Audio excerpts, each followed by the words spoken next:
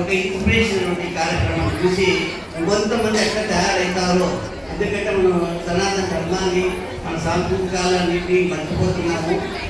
పెద్దగా ఎంకరేజ్ చేయడం లేదు. ఇట్లాంటి అట్లీస్ట్ ఇట్లాంటి కార్యక్రమాలు చూసి ఒక మనసులో భావన వస్తుందన్నమాట. అలా మా అమ్మాయిని చేయిస్తాము, దగ్గర పంపిస్తాము, నేర్పిస్తాము అంటాము. అందుకోసం ఈ కార్యం చెప్తున్నాము. దయచేసి బోర్ కొట్టినారని కానీ లేకపోతే మాకు ఏదో వాళ్ళు ఇచ్చేసని చెప్పి అనుకోవద్దండి. ఈ న్యూస్ మీరు ఇన్స్పిరేషన్ అయ్యి నెక్స్ట్ వీక్ ఇంకో 10 మంది పిల్లలు మీరు తయారు చేస్తారని కోరుకుంటూ నెక్స్ట్ మనకు కార్యక్రమంతో ముందుకు రావాల్సిందిగా కోరుతున్నాను. Thank you.